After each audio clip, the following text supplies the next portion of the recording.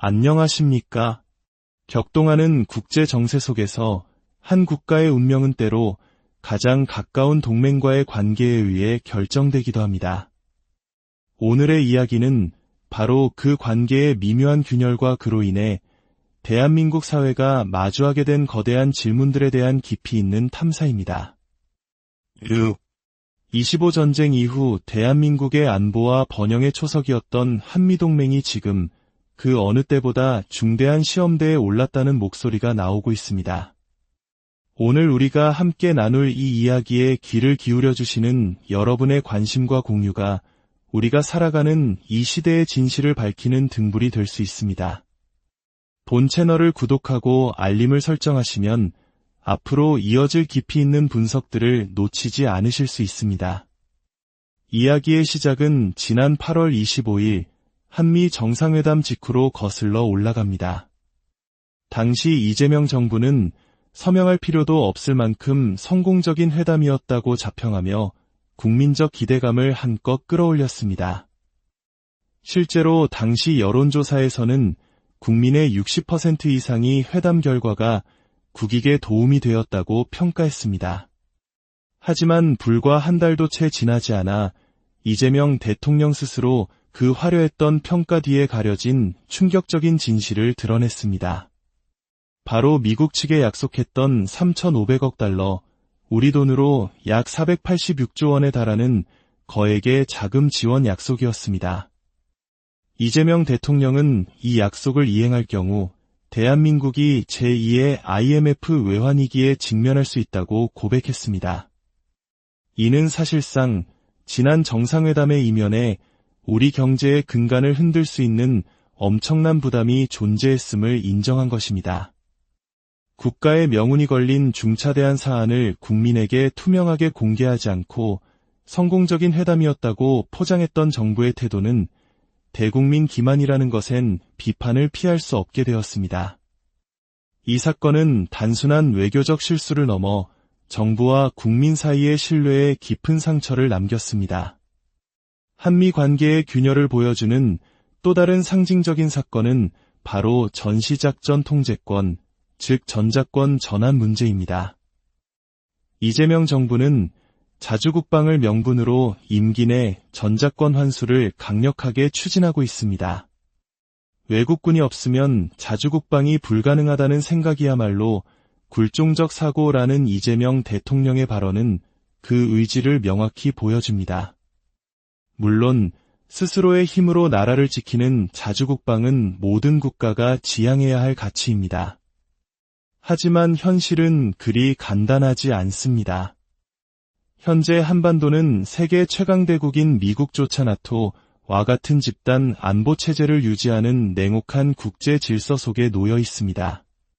북한, 중국, 러시아라는 강력한 세력과 대치하고 있는 상황에서 주한미군 철수로 이어질 수 있는 성급한 전작권 환수가 과연 대한민국의 안보에 이로운 선택인지에 대한 깊은 우려가 제기되고 있습니다. 이러한 우려는 한미연합 사령관이자 주한미군 사령관인 브런슨 장군의 입을 통해 더욱 명확해졌습니다. 그는 전작권 전환의 지름길을 택하는 것은 위험하다며 사실상 이재명 정부의 계획에 공개적인 경고 메시지를 보냈습니다. 이는 한미동맹의 핵심인 군사적 신뢰의 이상 신호가 켜졌음을 의미하는 것입니다. 한편 대한민국 국내에서는 사법부의 독립이라는 민주주의의 최후 보루마저 흔들리고 있다는 지적이 나옵니다. 조희대 대법원장과 한덕수 당시 대통령 권한대행이 있지도 않은 오찬 회동을 했다는 AI 조작 영상이 국회에서 버젓이 상영되고 이를 근거로 대법원장에 대한 청문회가 추진되는 초유의 사태가 벌어졌습니다. 이는 명백한 사실 왜곡을 통해 사법부 수장을 압박하려는 정치적 의도로 해석될 수밖에 없습니다. 더 나아가 이재명 정부는 검찰청과 금융감독원을 폐지하고 기획재정부의 핵심 권한을 가져오는 정부조직 개편안을 추진하고 있습니다. 이는 대통령 본인이 연루된 5개의 재판과 12개의 혐의를 무력화하고 국가의 사법, 금융, 예산 시스템을 완전히 장악하려는 시도라는 비판에 직면해 있습니다. 마치 과거 권위주의 시절을 떠올리게 하는 이러한 일련의 움직임들은 삼권분립이라는 민주주의의 대원칙을 뿌리부터 뒤흔드는 위험한 행보입니다. 이러한 대한민국의 혼란스러운 상황은 태평양 건너 미국에서 예기치 못한 방식으로 조명받게 됩니다. 바로 미국의 젊은 보수 진영을 이끌던 영향력 있는 논객 찰리 커크의 갑작스러운 죽음 때문이었습니다. 31세의 젊은 나이에 극좌파 테러리스트의 총격으로 사망한 그의 추모식은 미국 전역에 큰 충격을 주었고 수십만 명의 추모객이 모였습니다. 트럼프 전 대통령은 내 아들이 죽은 것 같다며 비통함을 감추지 못했습니다. 놀라운 것은 전 세계가 지켜보는 이 추모식에서 대한민국이 무려 3차례나 언급되었다는 사실입니다. 트럼프 전 대통령을 비롯한 미국의 주요 정치인들은 찰리 커크가 생전에 한국의 민주주의 후퇴와 종교 탄압 문제에 깊은 우려를 표했음을 상기시키며 현재 한국의 상황을 국제사회에 공론화했습니다. 이는 찰리 커크의 마지막 해외 연설이 바로 대한민국 일산 킨텍스에서 열린 빌드업 코리아 행사였다는 점과 무관하지 않습니다. 그는 당시 연설에서 한국의 상황을 트럼프 대통령에게 직접 알리겠다고 약속했고 그 약속은 그의 죽음 이후에야 비로소 지켜진 셈입니다. 공교롭게도 이 시기 한국의 자유대학 소속 청년들은 미국 워싱턴 D.C. 백악관 앞에서 우리도 찰리 커크다 라는 피켓을 들고 이재명 정부의 친중 반미 정책을 규탄하는 시위를 벌이고 있었습니다.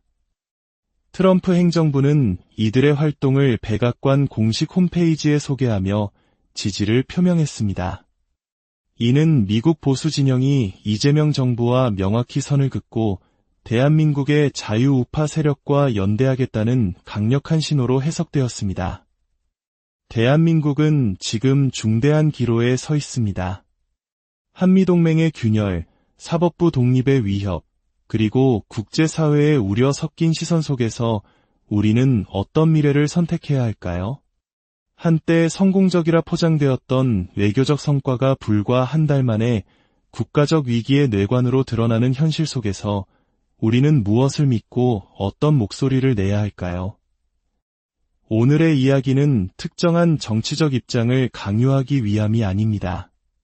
다만 우리가 발딛고 서 있는 이 땅에서 벌어지고 있는 일들의 진실을 직시하고 우리 스스로 현명한 판단을 내릴 수 있는 근거를 함께 찾아보고자 함입니다. 이재명 정권의 행보와 그를 둘러싼 국내외의 복잡한 역학관계 속에서 대한민국의 미래는 오늘을 살아가는 우리 모두의 손에 달려 있습니다. 시청자 여러분의 깊은 성찰과 지혜로운 판단을 기대하며 오늘의 이야기를 마칩니다. 감사합니다.